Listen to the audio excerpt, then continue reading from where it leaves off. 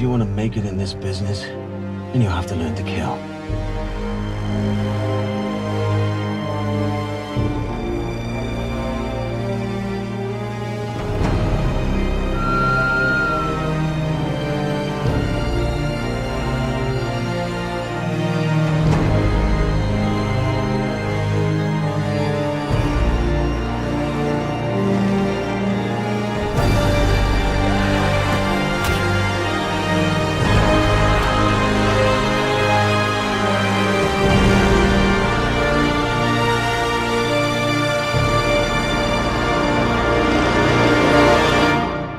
Why do you kill? Just business.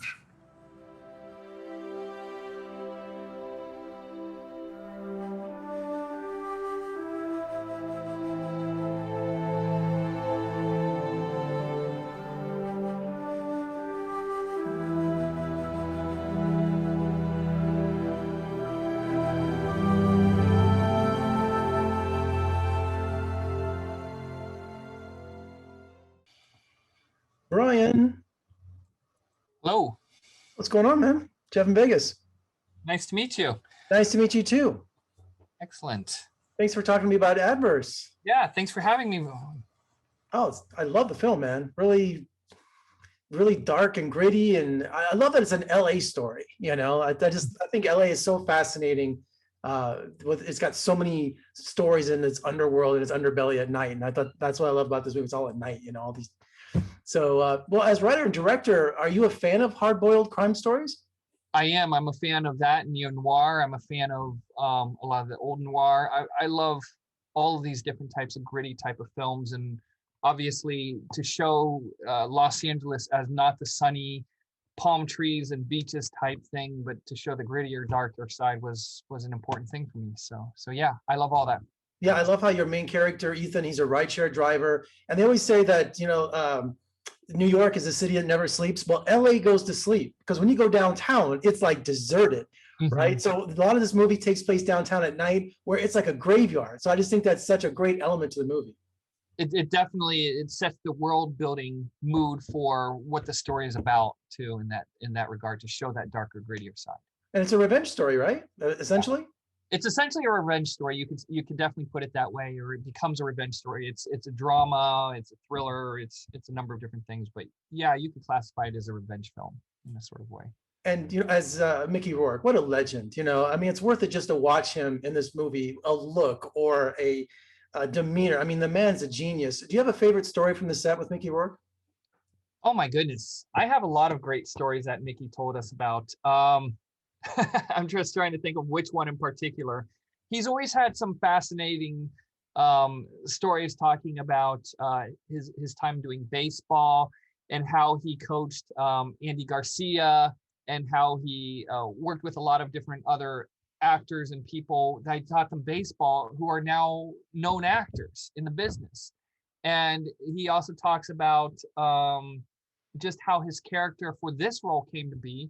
For example, he based it off of his own brother who was dying of cancer and all this type of stuff. So it was great to hear him talk about working with other cast members and how he did things on set. And, you know, just breaks were great to just talk with him about past stories. Well, as someone who went to film school here at UNLV once upon a time, how do you, you know, a more seasoned director would have, I would assume, the confidence to tell Mickey Rourke, you know, what to do. I mean, how did you do that? How do you tell Mickey Rourke, like, Mickey, you know, why don't you do this or suggest this? Or did he do things that you just went, yes, just go with it? Or how do you direct Mickey Rourke? Well, the thing about Mickey is he and I developed this character in a lot of ways together. Like, I had an initial idea for it, and then when he came in and came on board, he had his own ideas, and we talked back and forth on it. And we came to a good understanding. We never had a head-to-head with each other. We had a very good synergy together. And obviously, someone with that level of experience, you want to definitely hear what they have to say at the very least. And that's the same with a lot of these actors. Is they'll have insight into certain things that you won't think of, and you just want to try and listen to what they have to say. And other times you could be like, okay, but this isn't what I'm looking for. And they'll listen to what you have to say, but you don't want to be a jerk about it and be like, no, it's got to be this way or whatever. You just want to be able to, you know, it's a collaborative process, the whole filmmaking experience. And so that's what's very key to being successful and out there is to listen to everybody, what they have to say, even the PA. I remember there was one time when a PA came up to me and said, hey, by the way, I don't know if you noticed, this is in the camera right at the corner. And it was like, oh, amazing. Thank you for letting me know this. And, you know, again, it's about coming up with a great film together and trying to make it all work out and everything. So to answer your question, we never had any arguments or anything. We just kind of talked about the character and how we could do it and how it could be achieved. And we tried different things to make it work. Well, I'm sure you had detailed discussions about when he beat you with a cane. That was that was actually the first scene we filmed. And I actually said to him, yeah, go for it, man. I wanted him to really slap me and to hit me and to just go on, you know, just do it, because otherwise I didn't want it to feel fake or anything like that. And that look of fear in my face is probably real fear and stuff. So.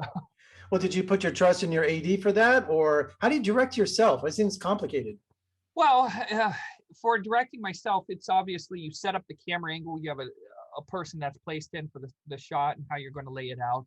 And then after each take, you go back and you look at the take again and see how it's done and say, okay, do I need another take or do I move on and everything? And you have to make sure that you're not getting too vain and being like, no, I need another take. No, I need another take. I don't look good enough in this take or whatever, whatnot. You have to just go forward and you're keeping on a time crunch as well. So you have a certain amount of time to get a certain amount of shots of those takes that you're doing. I thought it was interesting as a screenwriter of Adverse that Ethan's choice of weapon was a tire iron. Did you get a flat tire and have an epiphany or what?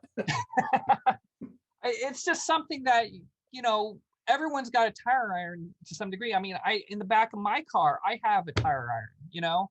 It's one of those things where what would be an easily available weapon to you? Getting a gun is a little more difficult because you have to go to a gun shop and you have a certain amount of days to get it out, and everyone's used a gun and it's not as enticing.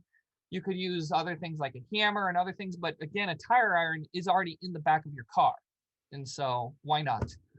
Yeah, and he kept it next to him like a gun anyway. And it's a lot of the, yeah, I love that. And speaking of Thomas Nicholas, you know, this was you know, the boy next door, everybody's, you know, favorite kid growing up. What a transformation.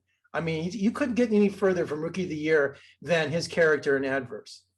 That was exactly the intention of what we went for this. I mean, when Tom and I had a conversation about developing his character, it was all about, we do not want you to be the kid from American Pie or Rookie of the Year or anything. We want a completely different person.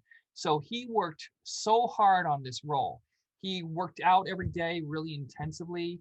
He changed his demeanor, his voice, and the way that he speaks and the way that he walks, everything.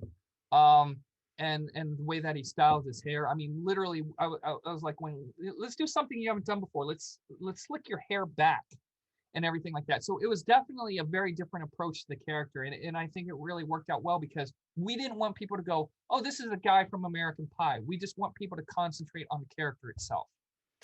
Yeah, and I love, you know, I'm lazy. I hate driving to LA. So I always take the Flick bus or the Fun bus for $20, you know, when I go to Universal or Disneyland or when I'm doing something there. But they always drop me off downtown. And that is the subway station in your film, that really ornate one. That's the one I used to get to Universal Studios or to go to Hollywood. So I knew that really well. Whoa, there it is. You know, so I love you putting that in there. But just, you know, if you turn the camera around, that's a scary area. It is a very, I mean, we wanted scary areas for real. We actually shot near Skid Row in certain parts too for the film. Because why not have this great set that's already created for us where it's the real thing. You know, we wanted authenticity for it. So that's what we shot. That's where we shot at and everything. Well, it's all up there on screen, man. What a great job. And I'm very excited for you and can't see what you do next. But thanks for joining me today and good luck with the film. Thank you very much for having me. I appreciate it.